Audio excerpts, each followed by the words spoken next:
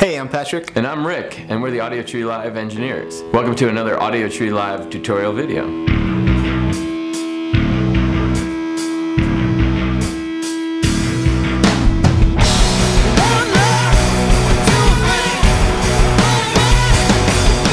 The biggest question we get asked is some version of how do you get rid of bleed? The short answer is we don't get rid of it. We actually embrace bleed. I like room bleed. Room bleed makes depth and distance. It allows guitars and drums to sound bigger and have more character than what they sound like close mic'd or direct. And that's part of what makes them so energetic and makes them feel like a live experience and not a sterile studio environment.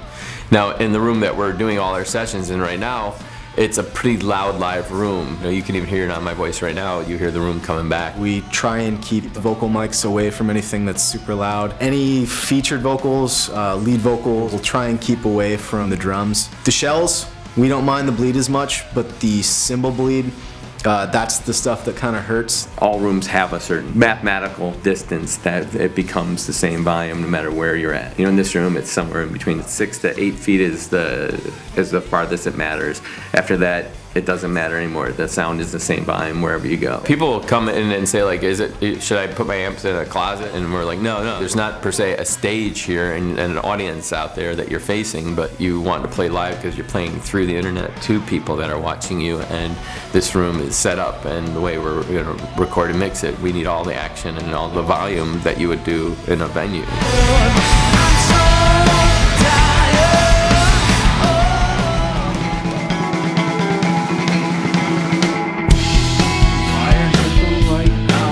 We found that if you EQ the vocal mics such that you're getting a really good vocal sound, you will have gotten pretty close to what would be a good room sound. Everybody has a mic, so there'll be mics on people that don't sing, but we'll be talking in interview sections. So in the chain, 9 times out of 10 we'll use one of the mic pre's from the SSL, and it'll hit one of the EQs. I'll basically like put in what you call a high-pass filter up at around 250 to 300 hertz, and that will take off all the low-end rumble. And then what will happen after that is it'll be put into the Pro Tools through a discrete input.